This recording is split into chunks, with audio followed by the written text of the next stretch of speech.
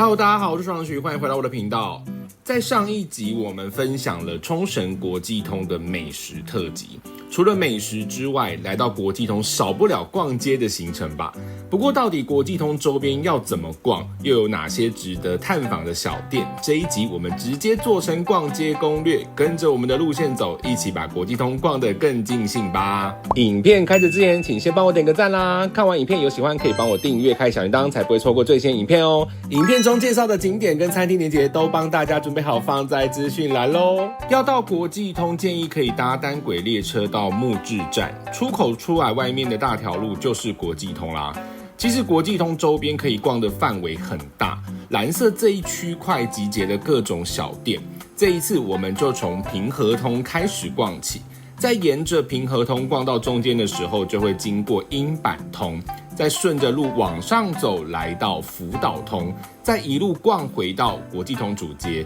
基本上我觉得预留一整天的时间在国际通应该就差不多咯。一走进平和通商店街，映入眼帘的就是各式各样充满冲绳风情的土产店，会看到很多店都在卖充满冲绳象征性的 Orin 的衣服或是周边商品。如果你跟我们一样，平常很喜欢买一些日式家居用品来布置家里，那这家我们真的很推荐要来逛。平良卡店专卖店就是一间在地经营的窗帘专门店。店内最大的特色就是可以看到各式各样不同风格的窗帘直接展示在现场，不只可以实际看到尺寸的大小，也能直接摸摸看布料的材质跟手感。我们特别喜欢的是，这边除了常见的日式风格之外，也能找到不少带有冲绳特色的图样跟配色，在一般观光纪念品店真的比较少看到这类的商品，而且我觉得价格也算合理。如果真的想把冲绳或是日式氛围带回家，一定要来这一种在地小店，才能够挖到这种有特色的东西。第二间完全是意外发现的路边摊，原本只是路过而已，结果看到门口那些可爱的小物，就忍不住走进来。这家主要贩售许多以冲绳风狮爷为主题的原创商品，像是吊饰、钥匙圈、手机挂绳以及各种小配件都有，而且每一款设计都很有自己的特色。我们自己拿起来看的时候，不管是编织或是亚克力的元素，都能够感受到亲手做的感觉。其中比较吸引我们的就是他们的手机挂绳，可以自由搭配各种小配件，像是猫咪或是其他冲绳元素的小吊饰，组合起来真的很有个人风格。如果你是喜欢这种有设计感又不会太制式化的纪念品，我觉得这间可以安排进来逛一下。接下来这里是 Makishi Carnival， 它是一个结合美食、酒厂跟冲绳元素的新形态空间。一走进来最有记忆点的就是满满的可口可乐的元素，整个空间被鲜红色包围，视觉上很有特色。一楼跟二楼聚集了不少的餐厅，整体是比较偏向酒厂风格，很多人晚上会特别来这边吃饭喝酒。不过要特别注意，这个商场是不收现金的哦。如果晚上想要找个地方放松一下，这边是蛮适合的。另外外面还有用可口可乐打造的户外座位区，虽然我们这次没有坐啦，但晚上天气舒服，点杯啤酒坐在外面聊天，应该蛮有冲绳夜晚的氛围。如果是猫奴的话，加速商会你一定要收藏起来，因为你还没走进店里，光是在门口就知道它是一间猫咪主题的专卖店。更有趣的是，我们来的时候，外面居然真的有猫店员在顾店，看起来比老板还要认真。加速商会主要贩售以许多猫咪为主题设计的原创商品，而这些猫咪图样其实都是以店家实际饲养的猫咪蜜奖的原型来制作。不过那一天这个蜜奖在偷懒睡觉啦，完全没有要上班的意思。但不得不说，衣服或是包包的设计的图样是真的很可爱，完全可以感受到蜜奖的个性，也很有创作者的独特风格。如果你本身就很喜欢猫咪，我觉得这家你一定会买得非常开心。这家 Shake Hand 算是一间充满复古气息的玩具杂货选物店，一走进来就会看到满满的老玩具、模型、公仔以及各式各样的收藏品。店里也有一整面散装的扭蛋，数量也很多，非常适合来挖宝。不过老实说，部分商品的价格我们觉得确实不算便宜，但比较特别的是，这边常常能够找到一些现在已经不太容易看到的复古 IP 周边，对喜欢收藏的朋友来说还是很有吸引力。除了玩具之外，我们自己觉得更喜欢的是他们家的家饰区，像这个汉堡造型的小摆饰，我们看到第一眼就觉得超可爱，差点直接买回家。另外，店里也有很多装饰用的复古铁牌，不管是美式风格或是日式复古风格都可以找得到。还有看到这个任天堂的卡带，还记得每次要用之前都要吹一吹再插上机器，真的有够怀旧的。还有看到这顶 WD-40的帽子，也太好笑了吧，立马就购入。这间真的蛮值得花时间来慢慢挖宝的哦。从平和通转出来旁边的英版通，整个节奏会突然慢下来，沿路可以看到不少的咖啡厅、酒吧、古着店跟选物店。其实英版这一带在战后曾经是那霸非常热闹的娱乐街区，当时有很多电影院、剧场，但现在已经没有那么繁华，但是也保留下来一种很特别的怀旧氛围。沿着英版一路往上走，就会看到英版剧场。对很多冲绳在地人来说，这边其实不只是电影院，它更像是一个结合电影艺术的文化空间，也是许多在地人会特别来这边看电影的地方，像是有一些艺术电影、独立电影、纪录片跟海外作品。我们自己比较意外的是，这边还有书店，书架上除了电影相关书籍之外，也有许多设计、艺术、生活风格类的选书，另外也有不少 DVD 影像作品可以挖宝。如果你本身是电影迷，有喜欢的导演、影集作品，搞不好真的可以在这边找到一些意想不到的收藏哦。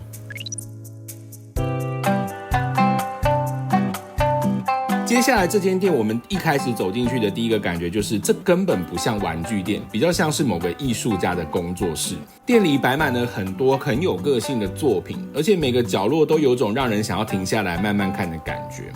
这家其实是冲绳知名琉球章子作家丰永圣人所经营的店，运用冲绳传统的纸糊工艺延伸出来的创作，作品都会带有一点幽默感，像是麻雀饭团、吐司鸽子这种很有创意的设计。这边的商品都是手工制作，如果想要买一个比较不一样的冲绳纪念品，我自己反而很推荐来这边看看。再来这家 Toys A 是我们这一次的遗憾，因为刚好遇到临时公休。这间其实是在国际通附近蛮有名的玩具收藏店，店里不大，但是有很多的玩具玩家都会特别跑来挖宝。如果刚好有看到影片的朋友有来过这家店，如果有在这边挖到什么厉害的宝物，也欢迎留言跟我们分享。如果说国际通是冲绳最热闹的主街，那我觉得福岛通就是属于挖宝玩家的秘密基地。沿路可以看到许多选物店、古着店、文创商品、咖啡厅，以及充满各种个性的独立店家。而且这边很神奇的是，你原本可能想说走过去就好，但是你可能会因为某些店的橱窗太吸引人而莫名其妙走进去逛哦。这家有夫妇，我们一走进来的时候，以为自己走进了器皿选物店，因为最先吸引我们目光的就是那些很有质感的杯盘陶器。但后来才发现，它其实是一间服饰选物店，里面的衣服是真的很有日系品牌才会出现那种质感，摸起来跟快时尚的衣服完全不一样。除了服饰之外，配件区也超好逛，耳环、项链、手环，甚至包包，每一件都很有自己的个性。尤其是包包真的超日系的，你会一直忍不住拿起来看。不过要先说，这家价格确实不便宜，我们看到价格的时候也是默默放回去了好几次。但如果你本身就是喜欢逛这种日系选物店，或者喜欢这种质感穿搭的店，我觉得这家是很值得来逛逛。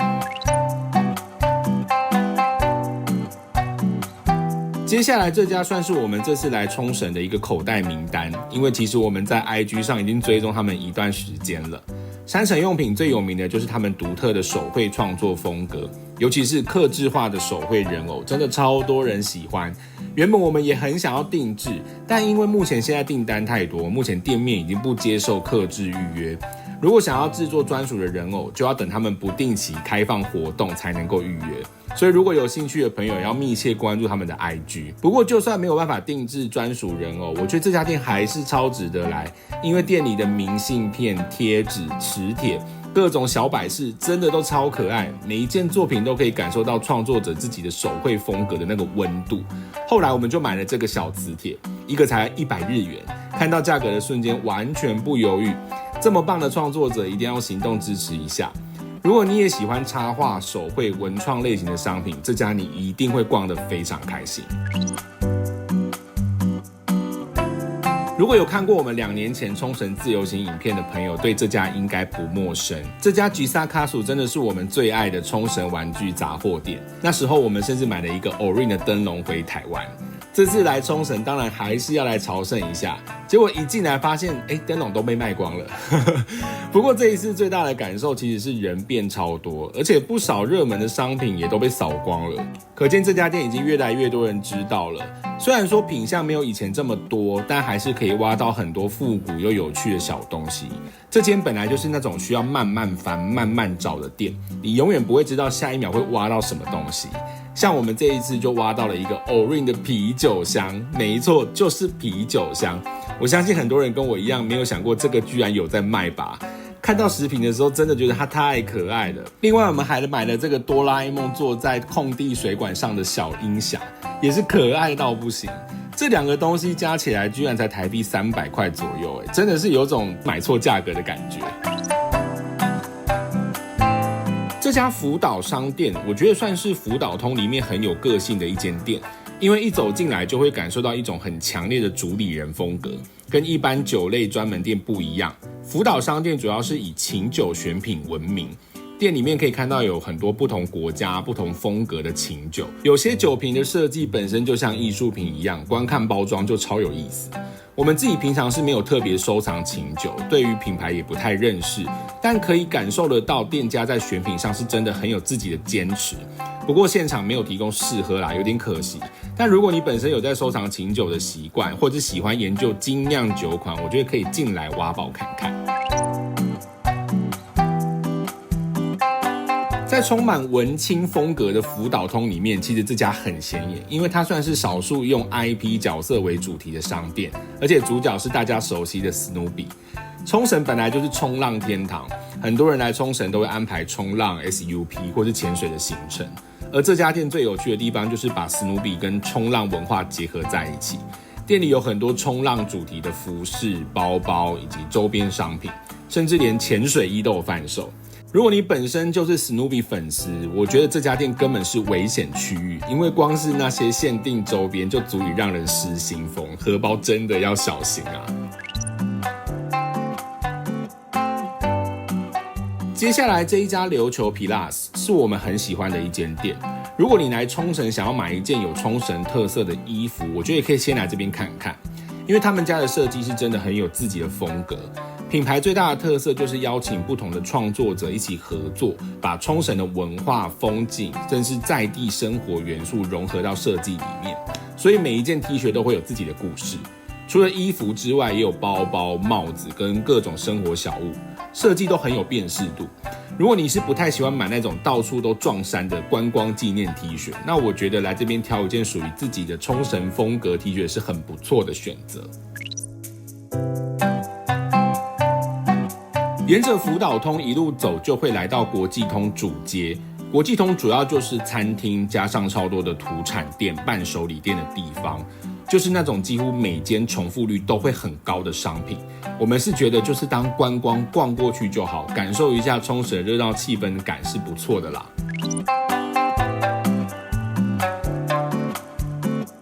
不过想要特别介绍一下，在国际通今年才新开幕的 Bigu Kamera 的 Select。对于来国际通想要买家电类的朋友来说，这家店可以说是福音。这家 Bigu Kamera 不大，就是1层楼而已，但是可以说是专攻外国旅客，把各种热销的小家电都直接选品出来，现场也可以看得到实品。个人逛起来体验是觉得不错，小而美的感觉，不会说超多商品琳琅满目不知道怎么选，重点是也可以退税。像目前我正在使用的这一台 CP 值超高的 Panasonic 的吹风机，在这边货很多，重点是还比邻近的唐吉诃德卖的还便宜哦。虽然它不是多功能款，但真的以这个价格来说，我觉得已经很好用了。除此之外，这边也有贩售洋酒类或是伴手礼等等，品项也是很多。如果刚好要买家电，又有看到想要买的酒，就可以一起凑免税啦。好的，接下来呢，我们就一路逛到晚上，最后一站就是再累都要逛的唐吉诃德啦。在国际通上有2间唐吉诃德，一间是比较靠近福岛通口的，那一间是比较小。我比较推荐大家逛靠近平和通这家比较大间的唐吉诃德。没错，从 B1 到4楼一整栋的唐吉诃德逛起来的满足度才会高啊。基本上我会建议大家从 B1 开始逛，一路逛到4楼，最后退税。馆内也有电梯哦，所以不用担心。首先 B1 的部分就是日本伴手礼区，这边主要集结了日本各地热销的伴手礼，不管是北海道、东京甚至九州等等，在这边都可以买到。认真来说，品项非常多元。来到1楼，这一整层就是冲绳专属的伴手礼区，想象得到的各种跟冲绳有关的商品，在这边可以说是一站式购入。像是很多人来到冲绳一定要买的晒黑 Hello Kitty 或是晒黑版的小新，反正各式各样冲绳的东西，我觉得这边可以说是相当齐全啊，你根本不用跑其他地方买了。重点是这边还可以退税啊，所以当然一次在这边买一买就好啦。再来1楼这边比较疯狂的就是吃的冲绳伴手礼了，根本堪比机场免税店，几乎80%的冲绳伴手礼在这边应该都能买到。各式各样，认真来说是琳琅满目。像我们下个礼拜要跟大家分享的冲绳伴手礼，几乎都是直接在这边买的，根本不用跑来跑去买，超方便。再来2楼的话，就是美妆品区啦。虽然说实话，以我们以前逛东体的经验，这边的美妆品价格都不会是最便宜的，应该是说它就是平均价格，有些稍微贵一点，有些稍微便宜一点。但如果买的比较多，搭配东体的优惠券，价格算起来就还可以接受。像我平常很爱用的这一款基美金的面膜，不知道为什么它在东体就会比较便宜，所以这一款通常我都会在东体买。接下来3楼的话就是玩具杂货区，各式各样 IP 系列的商品在这边也很多元。不过说真的，我好像没有在东体买过这些商品，毕竟价格上蛮有竞争力的啦，而且品项来说也不会是最新款，我觉得就是逛逛就好，真的看到很喜欢的再买啦。再来4楼的话就是药品区，认真说，东体的药品通常不会是最便宜的，如果是跟其他药妆店比起来，还是会有点差。但如果你行程天数有限，没有这么多时间可以比价，加上已经要在这边买不少东西的话，那就建议一起退税，再加优惠券，我觉得价格上就还可以接受啦。下一集我们将开箱脆上讨论度超高的冲绳伴手礼。毕竟距离上一次开箱冲绳伴手礼已经是2年前的事情，现在声量超高的伴手礼又是哪些？又有怎么样必吃的伴手礼？哪一些吃起来又还好的？请继续锁定每周四双人学新片哦。今天影片就到这边啦，喜欢我的影片请帮我订阅、按赞，并且开小铃铛，我会持续分享国内外好玩好拍的景点以及好吃的美食哦。也可以追踪我的 IG 看更多美食旅游的分享，我们下集见，拜拜。